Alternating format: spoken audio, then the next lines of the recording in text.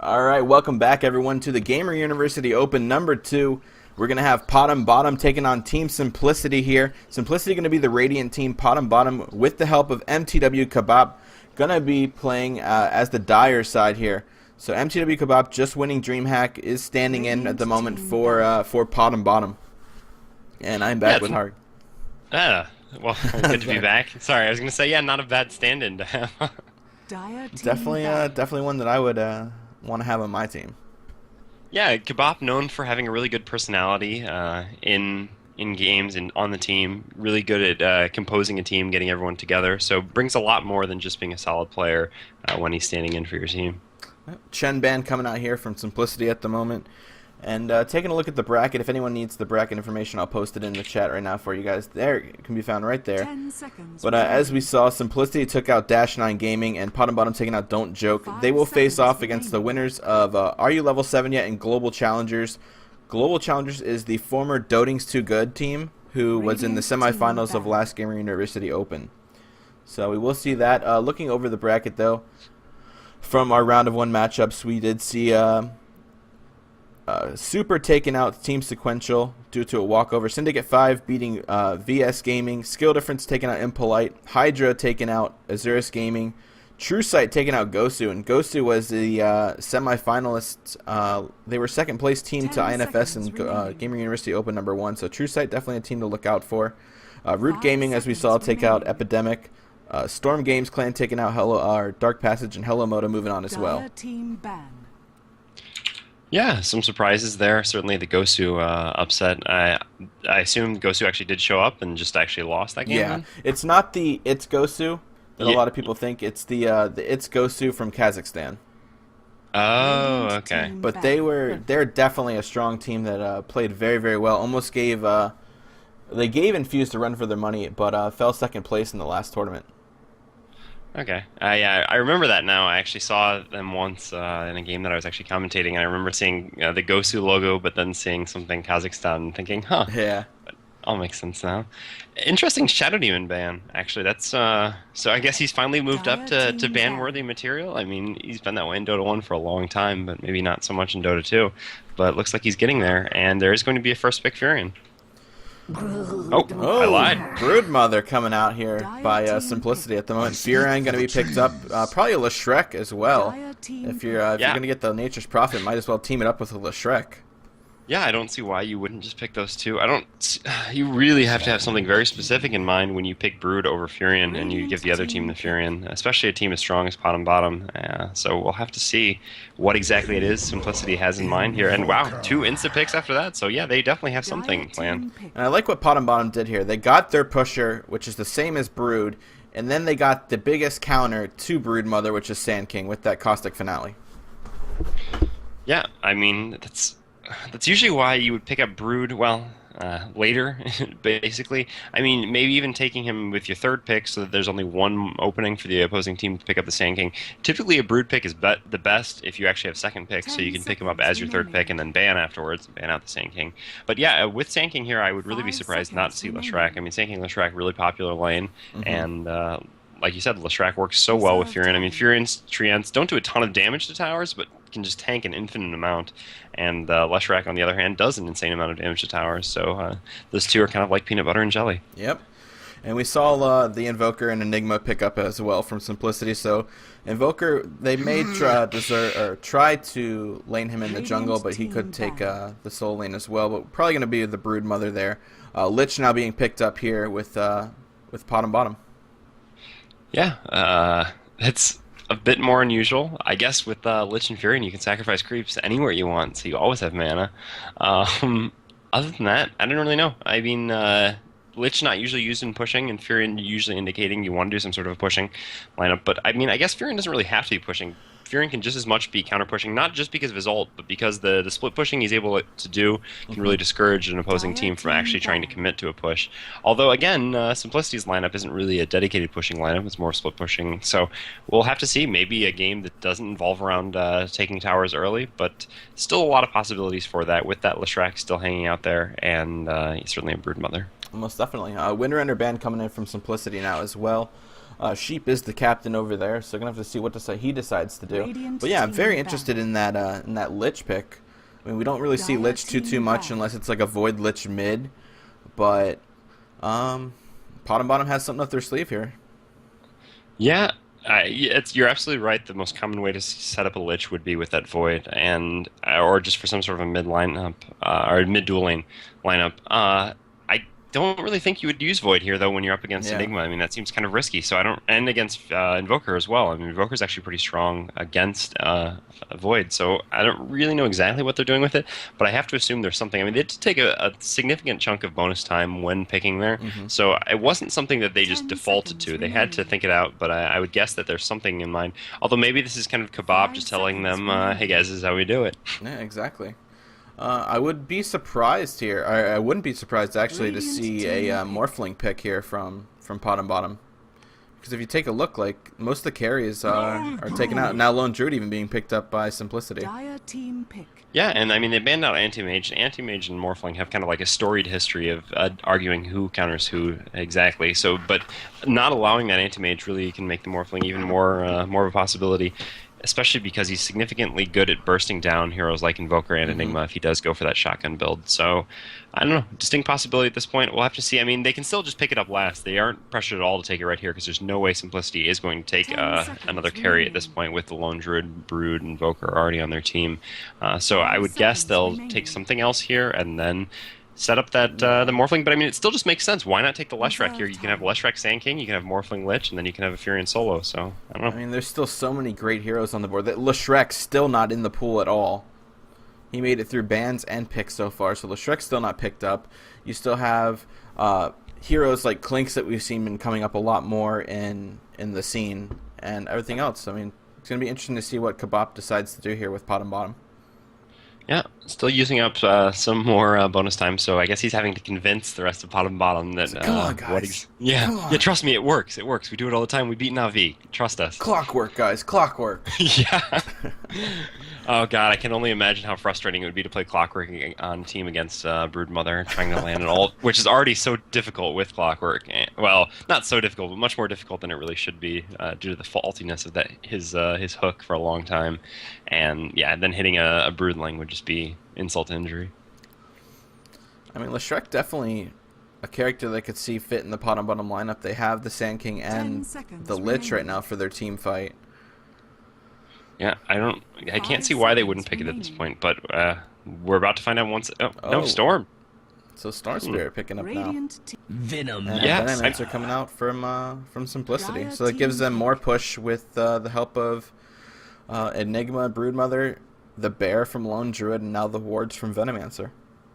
Yeah, the Storm Spirit, I guess, is just kind of to try to pick off those kind of more escapable heroes or difficult heroes to pick off who usually keep themselves at a long distance. I mean, Invoker has quite a long attack range, and Lone Druid's going to stay even further back. And with a Storm Spirit and a Furion, you can easily TP in and gank those heroes with Storm Spirit jumping in and Furion TPing in.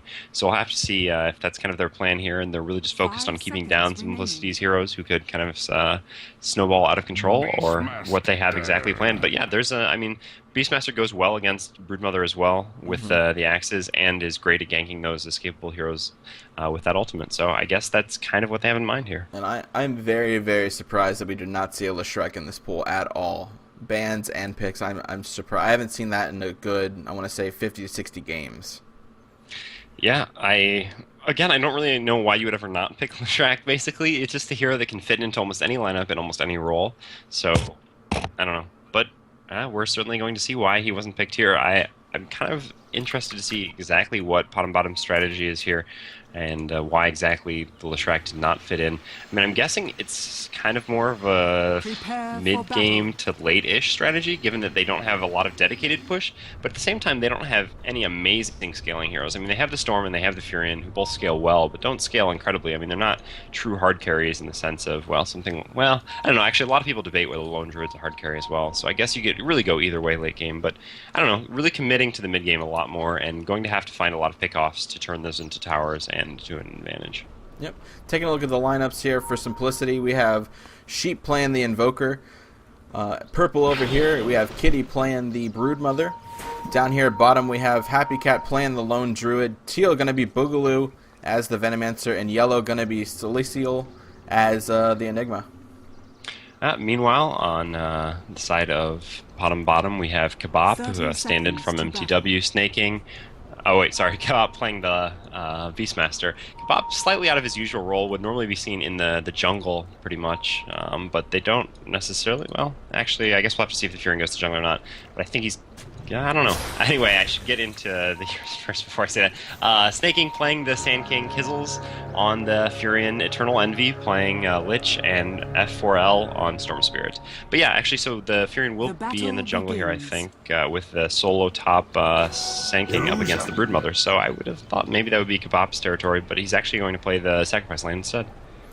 Yep. Mid right now we have Storm Spirit Lich at the moment, and another pickup with this Storm Spirit that I really like is the fact that you take a look at their lineup. You have the Nature's Prophet ultimate, the Roar, the Axes, the ultimate from Sand King, and then the Lich ultimate. You have the mobility from the Storm Spirit to fly around there and pick off heroes that are low HP, fly in and out of the fights, and just be able to get all those last hits if they try to escape from anything.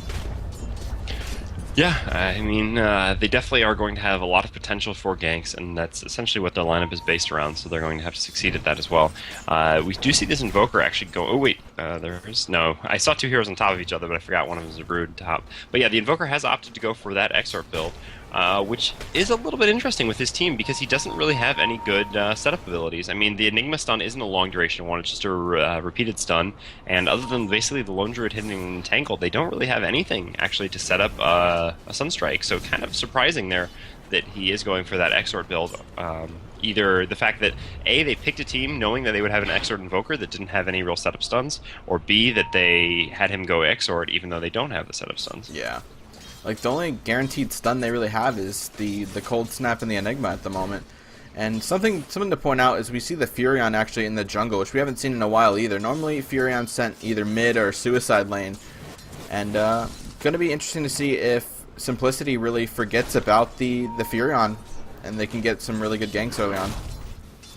Yeah, he actually hasn't even summoned any trees yet. He's just been pulling. He pulled the weak camp and is now actually pulling to medium camp here. Actually opting not to stack and pull, just going to pull it straight up, which might indicate that they want to push here. Although it's possible he's just doing this to farm as quickly as possible. He is going to lead to a dual creep lane coming in the top, which is going to maybe mess up lane control a little bit for Snaking, but Snaking has 2 levels in Caustic anyway for going up against that Brood, so he can't really maintain lane control regardless of whether he wants to or not. As we saw there, Kebab was able to counter ward the Ancient Spawn, so he's going to be able to stack those Ancients as we talked about last game with Beastmaster, and use those axes to get the XP and gold that he needs. Yeah, he's still in level 1, hasn't actually gotten any experience, so he can't actually summon a boar to do it for him yet. He is actually going to have to do that manually himself, but you will be perfectly content to do that, knowing the big payoff that's going to be coming later, and the fact that he can't really get an experience or gold anyway, so why does he care? But this is some really nice farm for the Lone Druid. Taking a look at the lanes really quickly, since we didn't really go over that too much. We see the Venomancer Lone Druid bottom against Kebab playing that Beastmaster, still on last game. Sand King up top, counteracting that Broodmother. And middle, we have the Lich Storm Spirit up against the Exort Invoker. And in the jungles, we have Furion and Enigma. Yeah, the Sand King actually at 864 gold, so we'll have to see if he is going to go for that Ring of Health, which is pretty standard when going up against a Broodmother, to kind of either go for just the Ring of Health and worry about it later, or actually go for the Vanguard. But he actually doesn't, he doesn't have Sandstorm here, so he has to be really careful. Nice Burrow Strike into a Healing Potion. Sunstrike going to come out, does catch the Sand King, is going to destroy his health potion. He is actually going to have to run back to base now.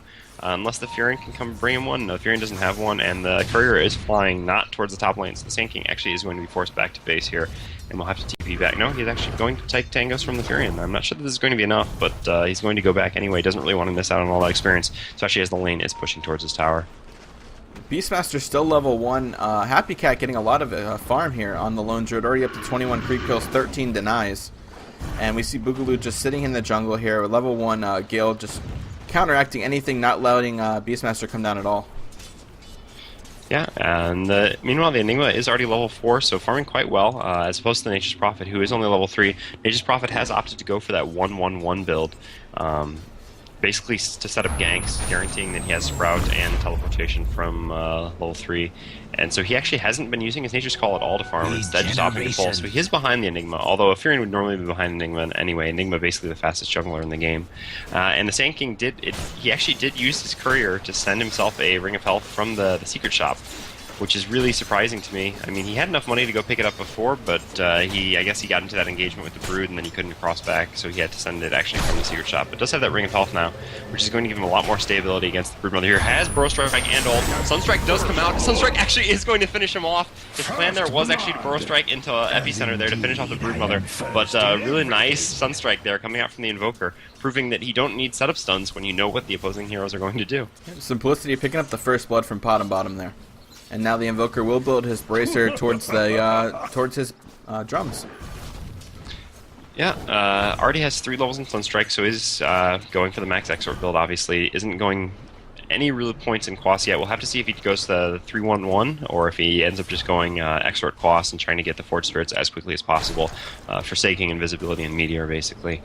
But yeah, the Lone Druid actually is already at 2,000 gold, hasn't actually bought up anything. I hope he's not going to go for a Naked Radiance. I've got to guess he's going to pick up boots on himself and Spare pretty soon here. He just hasn't had the opportunity. He's been constantly farming to go to the side shop. But yeah, they've done an amazing job, like you were talking about, that Venomancer of keeping the Beastmaster completely back. The Beastmaster has still not gotten a Dust single coming point in of on top experience. though, and Kitty's gonna go down. He tries to eat this way out, but the creep blocks him. Nature's Prophet gonna pick up the kill on Broodmother. Yeah, the Broodmother, intelligently enough, actually purchasing a Quelling Blade, knowing she's against a Furion, so she could cut her way out of trees when he ganks. But just grabbed the wrong one, and that creep came in there perfectly. Would have actually, I think, survived. The Sand King did use a stun earlier, so would have been fine, actually, if it wasn't for that creep coming in and blocking. Just kind of unfortunate there for that Broodmother, but she'll be just fine. I mean, she's already level 5. Although, I guess the Sand King is level 7, so he has actually had a pretty significant advantage in that lane. I mean, if you look at CS, he has 37 to her 15, although that's not really fair, because she has... but actually, Enigma coming in the mid here does have his Black Hole. Will think about using it, but the Storm is only level 5, but the Lich runs back, so they actually are going to be able to get the Black Hole. Sunstrike is going to come in as well, and the Lich goes down. I don't really know why the Lich came back there. He had to know what the Enigma was thinking. As soon as he gets back in range, the Enigma's just going to throw out the Black Hole, but turned back around anyway and gave them 2 kills instead of 1. Yep. That was a very nice engagement there, as you saw there with the Invoker as well, picking up the kill. And Kebab still level 1 down here, but what nobody notices is look at all these Ancients over here that Kebab has with his axes just saving up. He's going to be able to skyrocket in levels and gold anytime soon and catch right back up in the lane. But Lone Druid already up to 46 creep kills. Yeah, and this Lone Druid not doing anything foolish and forsaking his ultimate. He does already have his ultimate up and is in ultimate form. So sitting at 1,100 health is going to be insanely difficult for PotM to come gank. But PotM actually is more concerned with ganking this Invoker in the mid. Gale going to come out on the Storm Spirit.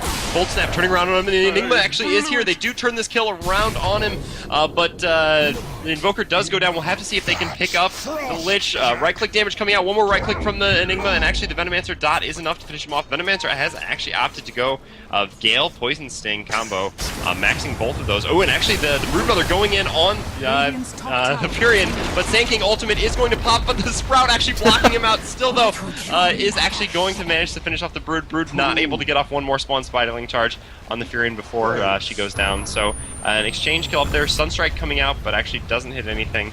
And yeah, so that's gonna be just fine. Tower is under attack. Kebab now level 3 though, able to use that boar down bottom to farm those Ancients. Yeah, and actually the Venomancer is the one I wanted to ask you about real quick. It has actually set up top to a gank, but they've taken the tower, so his smoke's actually not going to do anything. What do you think about this, you know, kind of old school Venomancer ganking build with Gale, Poison Sting, and no points in Plague Wards? I mean, it's something we haven't seen yet, and I think that's taking PotM bottom by surprise, as we saw early on, like the early ganks coming in from Enigma and Venomancer mid, and it just gives that Invoker more free farm mid and the experience and levels he needs to win the middle lane. I think it's very smart by them to do this here. I mean, they have the pushing power with Enigma, Lone Druid, and Broodmother and everything. But I mean, you have Forged Spirits from Invoker as well. So I mean, I like the fact that they're changing it up, going something different, and able to pick off heroes early on. Yeah, you're definitely right about that. I mean, they really have kind of caught PotM bottom off guard with that extra damage coming out from the Venomancer and the fights he's been involved in, and it has given them at least a little bit of a lead, up by 2,000 gold, 3,000 experience, which is not an insignificant advantage this early on. Broodmother still messing around with the Sand King. Sand King is finally going to be able to pick off these Spiderlings. Gale actually missing now though. The Sentry Ward is down. And Sand King is going to Burrow Strike in. Sunstrike coming out on the Sand King. Can the Venomancer turn around? One Spiderling charge into the Sand King. Sand King still does not have Sandstorm, but he does have that Vanguard, so he's just way too tough for them to kill. Broodmother has her Soul Ring. 1 second left on Swan Spiderlings, but the Furion is going to earn charge up to Sand King, and he is going to be just fine. So Sand King, has actually opted to go for 4/4 Burrow Strike Caustic. Since he has that Vanguard, he's really not interested in hiding. Hasn't even decided to go for a 1-point Sandstorm, which is a little unconventional because just the difference between 3 points and 4 points in Caustic isn't that significant that I think the invisibility would probably be worth it. But I guess when you have a Vanguard, you can make decisions like that. Yep. Kebab up to level 6 now on that Brewmaster. Or, God, I am so stuck on last game, on the Beastmaster. And level 8 for Happy Cat bottom still. We see still no items yet, and it looks like he is going to go that Naked Radiance. I mean, it's going to be risky. I guess no one's really come to gank him, so it hasn't really bit him in the ass yet. I mean, unless they're putting pressure on him, he doesn't really need to worry about having those other items so much. And the sooner he gets that Radiance up on the bear, it's not like the bear is going to get any weaker by not really having anything. I mean, yeah, I would certainly prefer to have boots, but it'll survive regardless. I don't know. It's actually might just pay off for Simplicity here. I really would expect with this gank-heavy lineup from PotM bottom that they would decide to put some pressure on this Lone Druid bottom. And just as that's happening, we see a 3-man smoke gang coming down bottom. But at the same time, Simplicity is already here with 3 heroes prepared for it, because they actually want to push this Tier 1 tower. And this smoke gang might actually catch them off guard. I mean, the Furion will be able to TP in, that's 4. The question is, does the Sand King have a TP? And no, he actually does not. He is actually going to have to go back and buy a TP, and pretty soon here if he wants to be involved in this next engagement. Tower is under attack. I don't know, looking pretty dangerous here for the Invoker. He does have enough to Ghost Walk away, but I don't know if he's going to have it in time. Roar coming in by the Beastmaster there, and Invoker will fall down. Lich Ultimate actually coming in there, not doing too much though. Yeah, I mean, they do pick off the Invoker, but at the same time, Simplicity managed to take out the Tier 1 tower bottom. Obviously, PotM bottom is going to... actually, Storm jumping in. Nice Burrow Strike from the Sand Kings. They get this Venomancer as well, and they are going to turn this into what I was talking about now, which is the Tier 1 tower mid. Yep. So this is actually going to be worth it for PotM bottom in the end, because they are going to be able to defend this bottom Tier 2 tower and take the Tier 1 mid. So good movement from them overall. It actually did end up paying off, and I guess that's what happens when you have a Furion and a Storm Spirit on your team. TP's coming in here. Enigma may try to set up a black hole. Yeah, Enigma actually doesn't have... Ooh, and actually the Sunstrike Malefice combo coming up. Enigma does have his black hole, but actually not popping it. They do manage to pick up Beastmaster kill regardless, although Nature's Prophet takes down the tower before the Beastmaster is killed, so not actually denied there. Meanwhile, the Broodmother is pushing up top. Storm Spirit going up there with a double damage rune. Still, though, no sentries and no dust up here, and he doesn't have a ton of AoE damage, given that he only has 1 point in the Static Remnant and 2 points in Overload. So the Broodmother could have actually done a little bit more damage to that tower if she wanted to, but not wanting to feed away any more Spiderlings. She's just going to go farm the jungle instead, while the rest of her team pushes in mid. Sand King up to 82 creep kills, while some of that is the Spiderlings. He's doing pretty well. He is putting the pressure on the bottom lane. Meanwhile, mid being pushed here by Simplicity. Mid tower will fall down, Invoker getting the last hit on that. Yeah, it's just going to be more gold going towards that Lone Druid, and let's see, he's at 1,000 gold with already the Relic on his bear, so that is actually going to be basically a 15-minute Naked Radiance. Which is a really, really fast Radiance. I mean, that's just insanely fast. When you're looking at heroes like this Lich, who are still sitting at 600 health, that's going to be incredibly difficult for them to deal with. But Sand King actually going on the Invoker top. Invoker going to throw out the Sunstrike. Sunstrike is going to miss. Furion, meanwhile, TP'd in. Alacrity up on the Invoker, but Invoker is actually just going to go down. And let's see, do they pick up the Broodmother as well? They do. So double kill for... PotM bottom there, top. And just good movement again, thanks to that Storm Spirit Furion combo. Just way too mobile for Simplicity to deal with at this point. Really need to get that Radiance up soon to kind of pay off all this farming they've given him. Kebab, now level 7, was able to farm up with the help of those Ancients. Got back on level where he needs to be. and looks like he will be building his, finishing up his boots and everything very soon. We're probably going to see him